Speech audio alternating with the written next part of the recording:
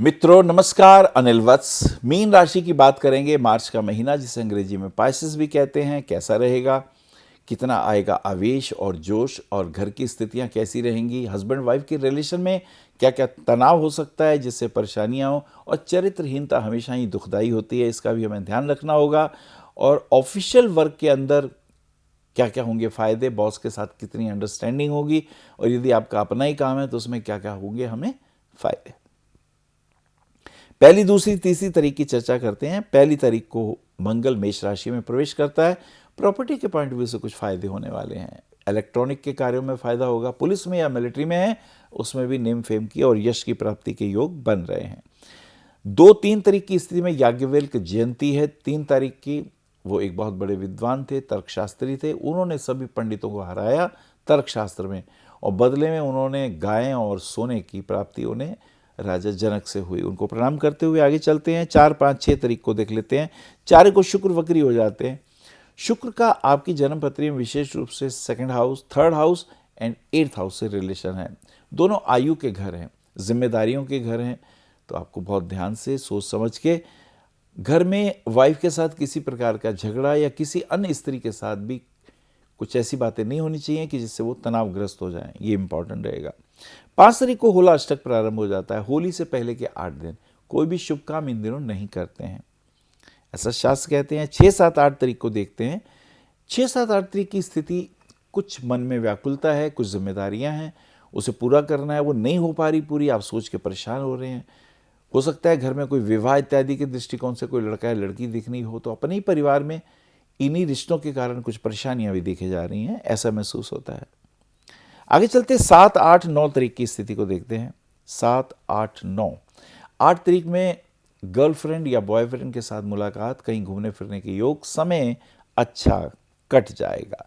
9-10-11 तारीख को देखते हैं। 9 को गुरु पुष्य नक्षत्र और गोविंद द्वादशी भी है।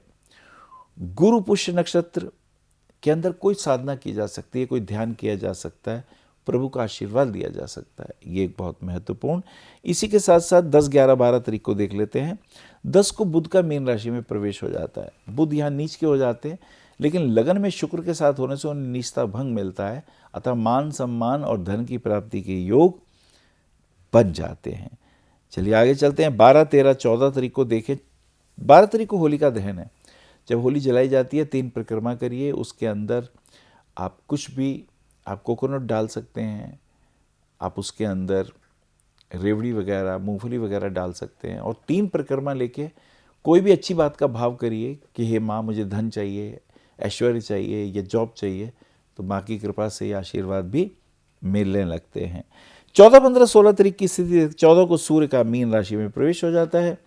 सूर्य आपकी जन्म पत्री में षष्ठेश होकर जब लगन में आते हैं तो कोई ना कोई रोग आता है, शत्रु कष्ट आता है, या कोई ना कोई बीमारी आती है, या कोई नोटिस वगैरह आता है, तो उसका आपको ध्यान रखना है। अच्छी तरह कंसंट्रेट करिएगा, अवॉइड ना करिएगा।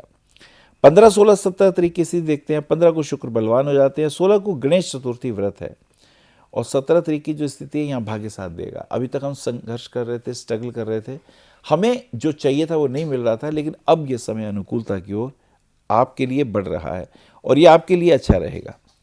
आगे 19, 20, 21, 22 तारीख की बात करते हैं। 21 को शुक्र अस्त है पश्चिम में, और 22 तारीख को अगर हम देखें तो फाइनेंशियल दृष्टिकोण से कुछ फ़ायदा होगा।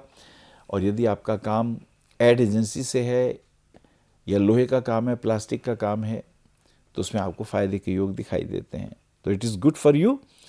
और इसी के साथ साथ 21, 22, 23 तारीख को देखते हैं। शुक्र अस्त है पश्चिम दिशा में, और 22 तारीख की स्थिति फाइनेंशियल पॉइंट ऑफ व्यू से बेहतर। कुछ अगर रुपया किसी को उधार दिया मांगिए। अगर आपका लोहे का काम है, प्लास्टिक का काम है, केमिकल का काम है, तो उसमें फ़ायदे होने के योग दिखाई देते हैं। और अगर आप टीचर हैं, मास्टर हैं, तो आप अपनी कोचिंग क्लासेस अलग लगा सकते हैं, और उसमें भी धन प्राप्ति के योग बन जाते हैं। 22, 23, 24 तारीख की स्थिति देखते हैं, क्या स्थिति बनती है।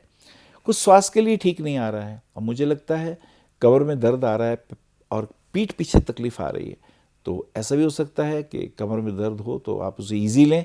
मुझे लगता है शाइटिका का पेन ना हो जाए, अतः डॉक्टर को दिखाना बहुत ज़रूरी है। आगे चलते हैं। 26, 27, 28 तारीख को देख लेते हैं। 26, 27, 28 शुक्र का पूर्व में उदय है 25 तारीख को, और बुध का मेष राशि में प्रवेश हो जाता है। अब बुध जो है आपकी जन्म पत्री के खास करके चतुर्थ और 7th के लॉर्ड है, और जब वो 8th में आते हैं तो हस्बैंड वाइफ के रिलेशन में तनाव बढ़ जाता है, छोटी छोटी बातों पे परेशानियां बढ़ती हैं। और इसी के साथ साथ 29, 30, 31 को अगर हम देखें तो चैत्र मास की अमावस्या 28 तारीख की है।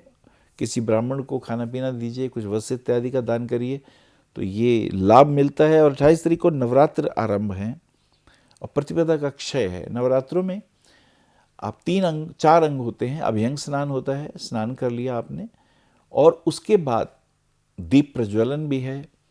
और ख़ास बात तो इसमें यह भी है कि कलश स्थापन है, और फिर सबसे इम्पॉर्टेंट बात यह है कि मूर्ति की पूजा इत्यादि है। तो ये 700 विशेष रूप से इसमें श्लोक हैं दुर्गा सप्तशती में। तो दुर्गा सप्तशती का देव्याकवच, अर्गला और कीलकम का पाठ करना चाहिए, और अंत में 32 नामों की माला पढ़ते हुए देवी माँ को प्रणाम करना चाहिए। और सबसे खास बात यह होगा कि मित्रों का सहयोग भी मिलेगा, और परिवार में भी सहयोग बहुत इम्पॉर्टेंट होगा आपका। और बाहर के किसी मित्र के द्वारा, अगर कोई महिला मित्र है तो विशेष फायदे के योग दिखाई देते हैं। सबसे इम्पॉर्टेंट बात इस महीने की चंद्र मंगल बुध की दूसरे घर में यानी धन भाव में एंट्री, फाइनेंशियल गेन्स के योग ये बन रहे हैं।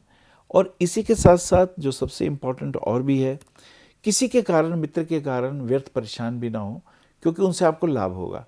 इधर सूर्य शुक्र का योग लगन में बना है, उधर चंद्र मंगल बुध जो है 2nd हाउस में है। तो मुझे लगता है इन योगों में थोड़ा संघर्ष तो रहेगा, क्योंकि राहु इन दी 8th हाउस आस्पेक्टिंग दी चंद्र मंगल और बुध with his 9th aspect. So be careful, इसका हमें थोड़ा ध्यान रखना है। मोती रत्न पहनेंगे तो बहुत सी समस्याओं को होगा समाधान, कम से कम 5-6 रत्ती का होना चाहिए। और इसी के साथ साथ पुखराज पहनेंगे तो बहुत से कष्ट दूर होंगे, नेम फेम की प्राप्ति भी होगी। नमस्कार।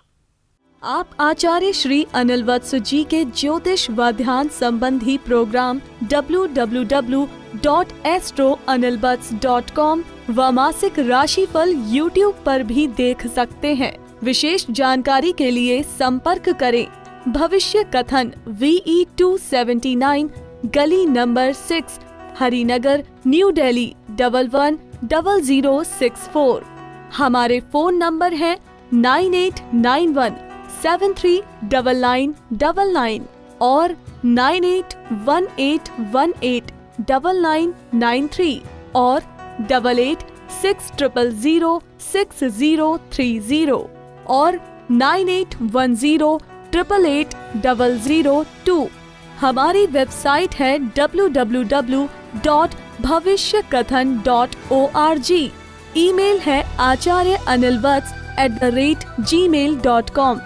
अपॉइंटमेंट के लिए संपर्क करें सुबह 11 बजे से शाम 6 बजे तक।